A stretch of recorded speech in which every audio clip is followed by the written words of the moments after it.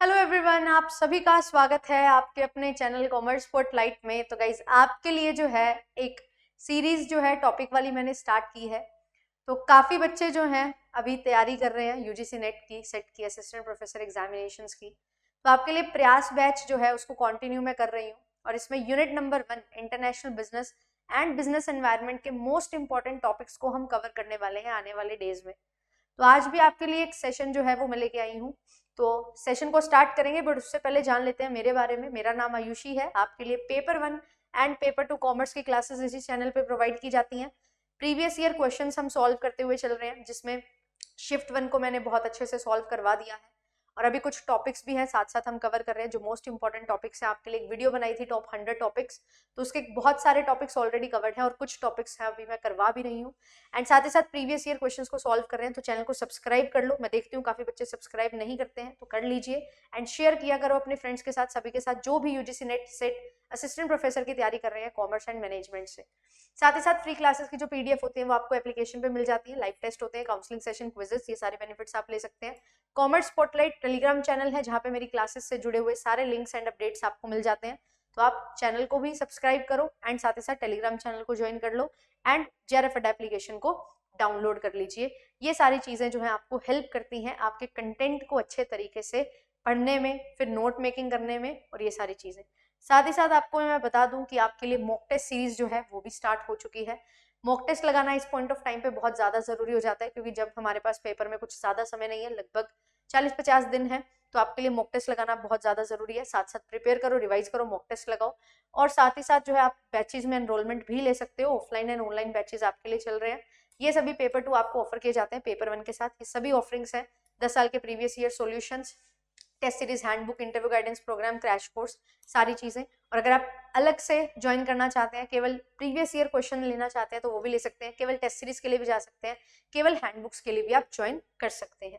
ठीक है, only paper 1 लेना है विद हैंडबुक आपको मिल जाएगा। ओनली पेपर 2 में अगर आप आना चाहते हो तो आप 10 साल के प्रीवियस ईयर डिटेल सॉल्यूशंस के साथ ज्वाइन कर सकते हैं और डेली टॉपिक वाइज क्विज भी आपको मिलती है। और जॉब के लिए भी आपको बताया जाता है और एचपीएससी की वैकेंसी निकली हुई है, इसके लिए भी कंप्लीट एमसीक्यू बैच जो है मेरा स्टार्ट हो चुका है, तो आप लोग ज्वाइन कर सकते हैं।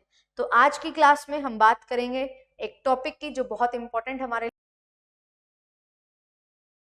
आपको एक टॉपिक करवाने वाली हूँ, that is CSR, corporate social responsibility. मुझे फटाफट बताइएगा कि इसका जो सेक्शन है वो कौन सा है। सेक्शन क्या है इसका, कॉर्पोरेट सोशल रिस्पॉन्सिबिलिटी का।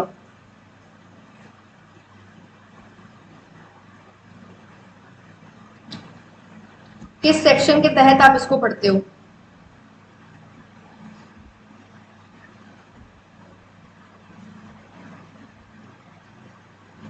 ये पढ़ा जाता है सेक्शन 135 ऑफ कंपनीज एक्ट 2013। ये इंपॉर्टेंट है, आपसे मल्टीपल सिलेक्शन ऑप्शन में पूछ लिया जा सकता है। कॉर्पोरेट सोशल रिस्पॉन्सिबिलिटी होती क्या है? अगर बेसिक सेंस में इसको समझे ना, बिल्कुल आम भाषा में, तो एक ऐसी आपके ऊपर रिस्पॉन्सिबिलिटी डाली गई है, क्योंकि डाली गई है मैं इसलिए बोलूंगी क्योंकि इंडिया एक ऐसी कंट्री है जिसने मैंडेटरी किया है कॉर्पोरेट सोशल रिस्पॉन्सिबिलिटी को, कि आपको कुछ कंडीशन दे दी, अगर आप उन 3 कंडीशन में से एक भी कंडीशन को पूरा करोगे ना, तो it is mandatory for you कि आपको कॉर्पोरेट सोशल रिस्पॉन्सिबिलिटी के तौर पे कुछ ना कुछ अपना प्रॉफिट का परसेंटेज है जो देना पड़ेगा। ठीक है, वो डिफाइंड है। इंडिया एक ऐसी कंट्री जिसने मैंडेटरी किया है इसको। कॉर्पोरेट सोशल रिस्पॉन्सिबिलिटी ये होती है कि आप एक सोसाइटी में अपना बिजनेस एस्टेब्लिश कर रहे हो, उस सोसाइटी के रिसोर्सेज यूज कर रहे हो, उस सोसाइटी ने जो चीजें आपको दी है वो सारी चीजें आप यूज करके ग्रो कर रहे हो, तो आपका भी एक कर्तव्य बनता है, एक दायित्व बनता है, एक लायबिलिटी है आपकी बेसिकली, कि आपको क्या करना है, अपनी सोसाइटी को कुछ रिटर्न में भी देना है। इस थीम पे बेस्ड आपको यहाँ पे सेक्शन 135 के अकॉर्डिंग कॉर्पोरेट सोशल रिस्पॉन्सिबिलिटी का प्रोविजन दिया गया है। और ये जो कॉर्पोरेट सोशल रिस्पॉन्सिबिलिटी है, इसकी 3 कंडीशंस हैं और वो 3 कंडीशंस बहुत ज्यादा क्या है, इंपॉर्टेंट है। क्या है वो 3 कंडीशंस? एनीवन, किसी को याद है? बहुत ही बेसिक 3 कंडीशन है। एक है रिलेटेड टू टर्नओवर, एक है रिलेटेड टू नेट प्रॉफिट और एक है रिलेटेड टू नेट वर्थ। ठीक है, और ये कॉर्पोरेट सोशल रिस्पॉन्सिबिलिटी है तो किसके लिए राइज होगी? कंपनीज के लिए राइज होगी, ये चीज का आपने ध्यान रखना है, ठीक है। इंडिविजुअल के लिए राइज नहीं होगी ये कभी भी, कंपनीज के लिए राइज होगी। तो क्या चीज होती है, नेटवर्थ कितनी होनी चाहिए, 500 करोड़, टर्नओवर कितनी होनी चाहिए, 1000 करोड़ से ज्यादा, ठीक है, और नेट प्रॉफिट कितने होने चाहिए, 5 करोड़ से ज्यादा। अगर आप किसी भी ईयर में या तो टर्नओवर 1000 करोड़ से ज्यादा कर देते हो, या आपकी नेटवर्थ 500 करोड़ से ज्यादा हो जाती है, या आपके नेट प्रॉफिट 5 करोड़ से ज्यादा हो जाते हैं, तो आपको करना क्या होगा, अपने 3 प्रीसीडिंग प्रीवियस ईयर जो होंगे ना, आपके प्रीसीडिंग नहीं प्रीवियस ईयर, 3 प्रीवियस ईयर जो होंगे उसमें जो आपने पैसा कमाया होगा, प्रॉफिट्स जो आपने कमाए होंगे, उसका आपको क्या करना है, एवरेज प्रॉफिट निकालना है 3 साल का, और उसका 2% एज CSR आपको देना पड़ेगा, ठीक है। This is corporate social responsibility का प्रोविजन। ये प्रोविजन बहुत बहुत बहुत ज्यादा इंपॉर्टेंट है, ठीक है। ये बहुत बार आपसे पूछा गया है और किस सेक्शन में आता है ये चीज पूछी गई है। मैच द कॉलम में एक और क्वेश्चन आपसे पूछा जाता है, वो क्वेश्चन क्या है, किस कमेटी ने रिकमेंड किया था, बताइए फटाफट, किस कमेटी ने दिया था ये पर्टिकुलर कंसेप्ट, ये जो पर्टिकुलर कंसेप्ट है ये किस कमेटी ने दिया था, ये दिया था सच्चर कमेटी ने, ठीक है। सच्चर कमेटी ने इस चीज की बात की थी, ठीक है, कि आपको क्या करना है, सोशल रिस्पॉन्सिबिलिटी आपको पूरी करनी चाहिए, तो उसके लिए आपसे ये चीज यहाँ पे डिफाइन करने को बोली गई थी, क्लियर। ये चीजें हैं जो थोड़ी इंपॉर्टेंट है CSR में, बट इनके साथ साथ क्या चीजें हैं, एक चीज आती है कि ये फॉरेन कंपनीज के लिए भी जरूरी है क्या, नहीं, this is for Indian companies only, Indian companies के लिए है, क्योंकि इंडियन कंपनीज एक्ट में है, तो इंडियन कंपनीज को मैंडेटरी है, क्लियर। अब यहाँ पे एक चीज आती है कि जो ये पैसा आपने इकट्ठा किया, अब एवरेज प्रॉफिट निकाल के 2% निकाल लोगे, वो 2% कहाँ पे यूज हो सकता है। फर्स्ट इज पॉवर्टी इरेडिकेशन, एक तो स्पेलिंग गलत हो जाती है, पॉवर्टी इरेडिकेशन, ठीक है। दूसरा लिटरेसी पे,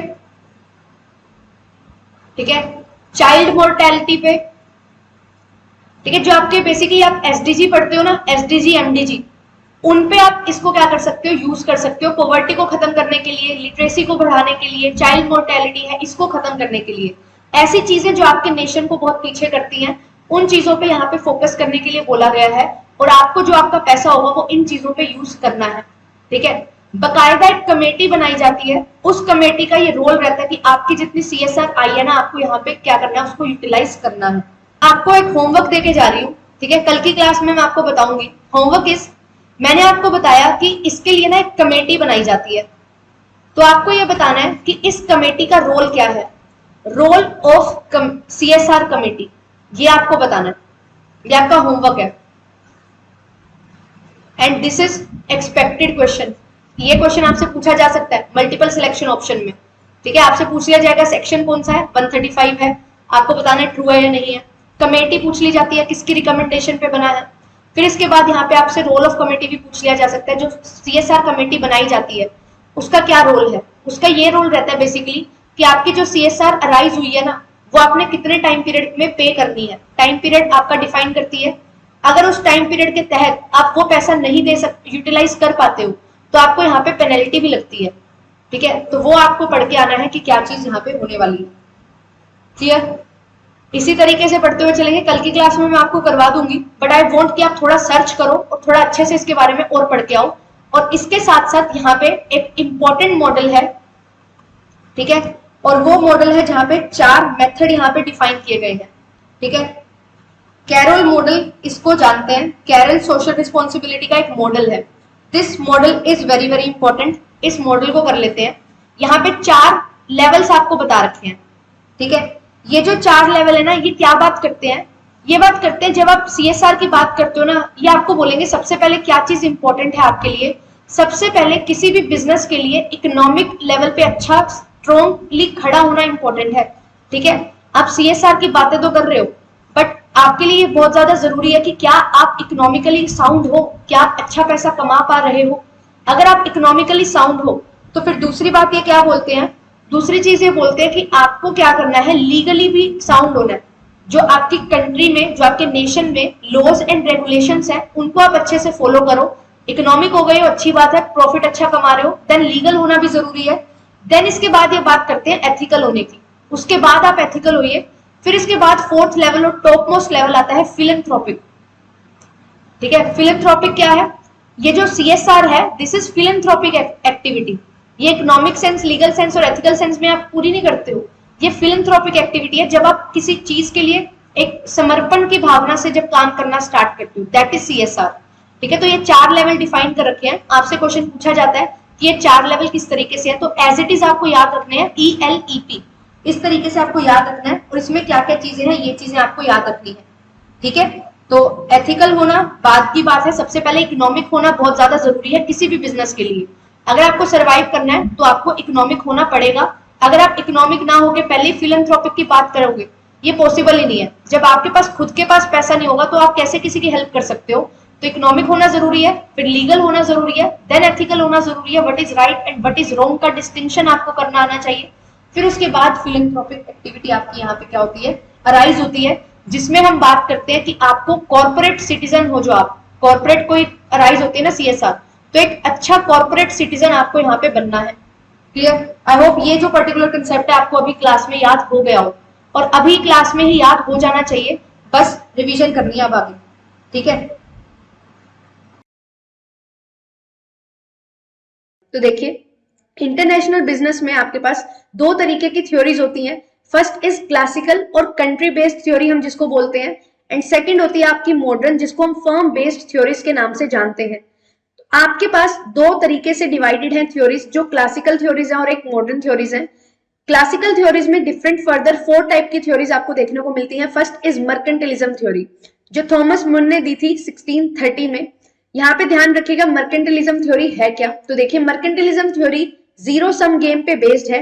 जीरो सम गेम का मतलब क्या है कि एक कंट्री का अगर प्रॉफिट होगा तो दूसरी कंट्री का लॉस होगा। तो यहाँ पे मेन एम्फेसिस कहाँ पे दिया गया है, सेल्फ सफिशिएंसी पे दिया गया है कि आप सेल्फ सफिशिएंट बनिए, बैलेंस ऑफ ट्रेड को फेवरेबल रखिए, ज्यादा से ज्यादा एक्सपोर्ट करिए और कम से कम इंपोर्ट करिए। जो कंट्री ज्यादा से ज्यादा एक्सपोर्ट करती है उसको देखा जाता है कि वहां पे उसकी जो स्ट्रेंथ है वो बहुत ज्यादा है, और इकोनॉमिक प्रोटेक्शनिज्म उसमें देखा जाता है। क्लियर? फिर इसके बाद आती है आपकी सेकंड थ्योरी, जो होती है एब्सोल्यूट एडवांटेज थ्योरी, जो 1776 में एडम स्मिथ ने दी थी। एडम स्मिथ के अकॉर्डिंग यहाँ पे जो एब्सोल्यूट एडवांटेज थ्योरी है वो किस पे बेस्ड है, वो ये बोलते हैं कि ये विन विन गेम है। ये बोला जाता है कि जो 2 नेशंस हैं जो आपस में डील कर रहे हैं, आपको इस अकॉर्डिंग वहां पे डील करनी चाहिए कि आपकी एब्सोल्यूट एडवांटेज किस में है। अगर एक प्रोडक्ट को आप अच्छे से बना पाते हो, दूसरे प्रोडक्ट को आप अच्छे से नहीं बना पा रहे हो, तो जो प्रोडक्ट को आप अच्छे से बना रहे हो उस प्रोडक्ट को आप एक्सपोर्ट करिए। ठीक है, बनाइए और एक्सपोर्ट करिए, क्योंकि आपके एक्सपोर्ट ज्यादा होंगे, कम रेट पे आप बना पाओगे। और जिस प्रोडक्ट में आपकी एब्सोल्यूट एडवांटेज नहीं है उस प्रोडक्ट को आप लीव करिए, उस प्रोडक्ट को आप इंपोर्ट करवा सकते हैं। क्लियर? तो इन्होंने बोला कि आप विन विन गेम में यहाँ पे लाई करते हो, जो प्रोडक्ट आप अच्छे से बना पा रहे हो उसको प्रोड्यूस करके मैन्युफैक्चर करिए और एक्सपोर्ट करिए, एंड दूसरे प्रोडक्ट को आप इंपोर्ट करवा सकते हैं। तो प्रोडक्शन में जो स्पेशलाइजेशन होगी उसकी एब्सोल्यूट एडवांटेज होती है। फिर उसके बाद यहाँ पे थर्ड थ्योरी आपकी आती है, जो होती है आपकी कंपैरेटिव एडवांटेज थ्योरी, जो डेविड रिकार्डो ने दी थी 1817 में। कंपैरेटिव एडवांटेज थ्योरी के अकॉर्डिंग इन्होंने क्या बोला है कि आपकी जो थ्योरी है एब्सोल्यूट एडवांटेज थ्योरी एक पॉजिटिव सम गेम है।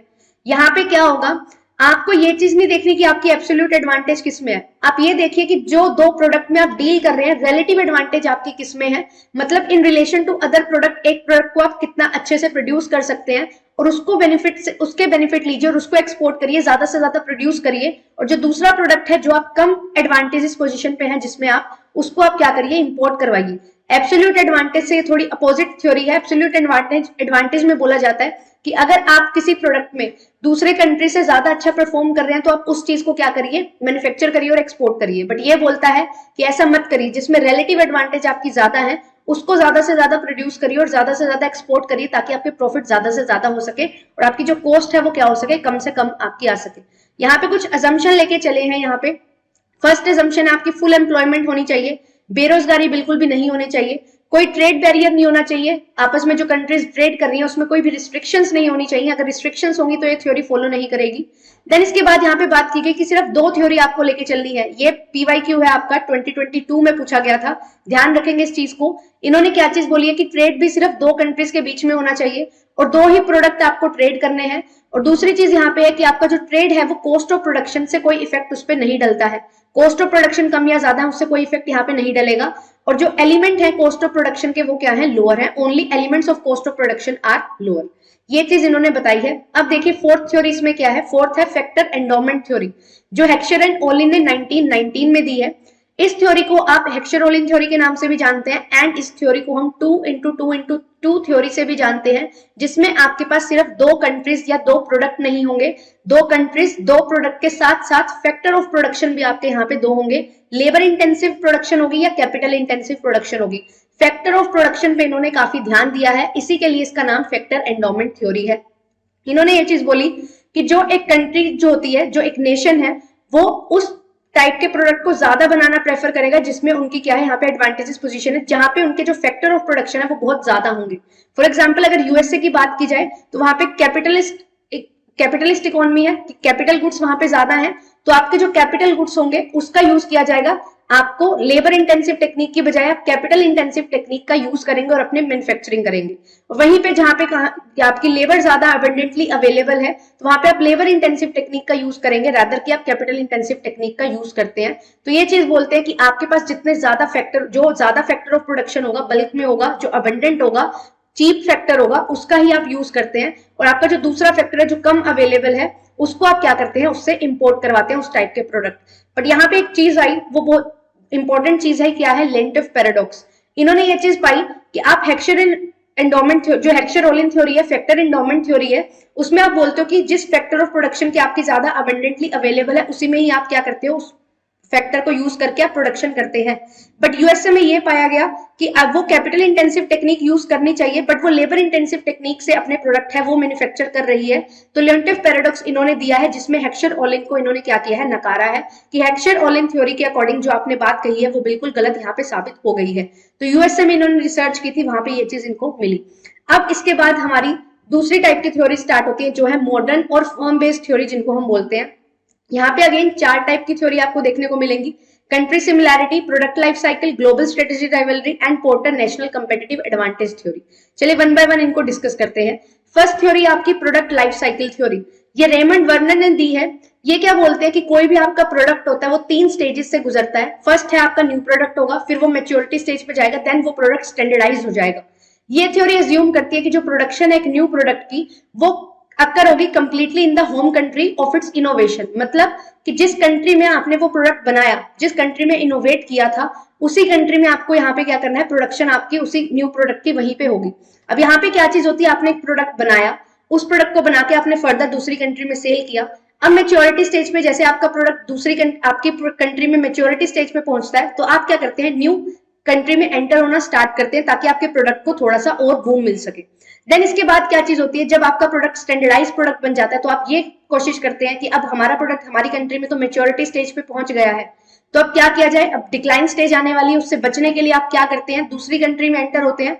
एंड इसी दौरान जब आपका प्रोडक्ट दूसरी कंट्री में जाके थोड़ा ग्रोथ लेना स्टार्ट करता है, उसी दौरान अपनी कंट्री में एक न्यू प्रोडक्ट है उसको आप मैन्युफैक्चर कर देते हो, इनोवेट कर लेते हो एक न्यू प्रोडक्ट। तो यही चीज बोली गई है कि आपका जो न्यू प्रोडक्ट होगा वो कहां पे अक्कर होगा, जिस कंट्री में आपकी इनोवेशन होगी, होम कंट्री में ही उसकी इनोवेशन होगी न्यू प्रोडक्ट की। तो ये चीज बोली जाती है प्रोडक्ट लाइफ साइकिल थ्योरी में। देन आपकी आती है कंट्री सिमिलैरिटी थ्योरी, जो 1961 में दी थी स्टीफन लिंडर ने, स्वीडिश इकोनॉमिस्ट है। इन्होंने ये चीज एक्सप्लेन करने की कोशिश की है कि कैसे इंट्रा इंडस्ट्री ट्रेड आप करते हैं।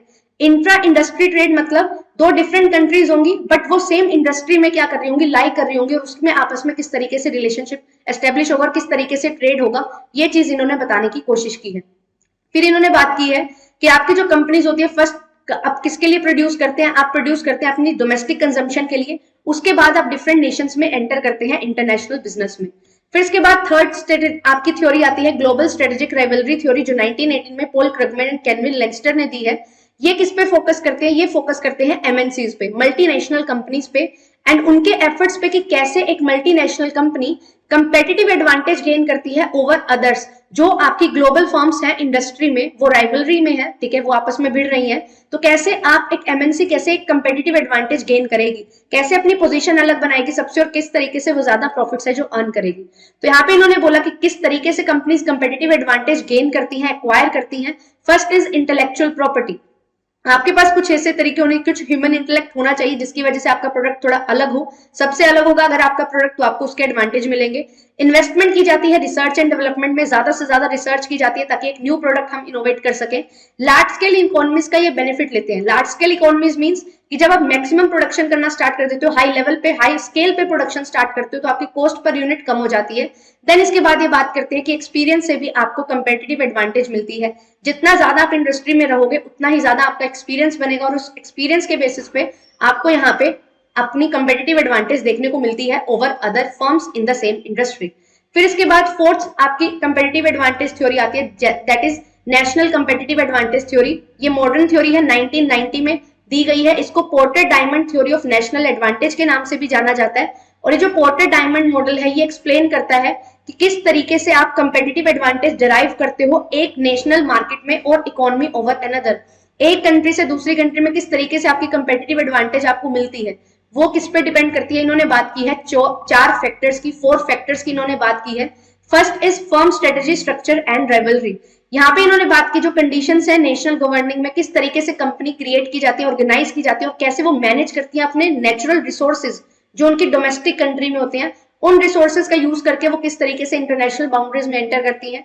Second is related supporting industries, जो आपके बिजनेस से रिलेटेड इंडस्ट्री है वो किस तरीके से आपको सपोर्ट करती है, नेशनल सप्लायर को, इंडस्ट्रियल को, और किस तरीके से आप उनको उनकी हेल्प लेके, उनका सपोर्ट लेके इंटरनेशनल लेवल पे कंपेटिटिव एडवांटेज गेन कर सकते हैं। फिर इसके बाद आती है demand conditions, nature and home market demand condition का, राइवलरी प्रोडक्ट एंड सर्विस। अब इंडस्ट्री का जो प्रोडक्ट और सर्विस होगा उसमें यहाँ पे बात की जाती है कि क्या आपका होम मार्केट का डिमांड का नेचर है, होम कंट्री में कितनी डिमांड है, उसके बेसिस पे आप डिमांड देखते हैं कि आपकी फॉरेन कंट्री में कितनी डिमांड हो सकती है।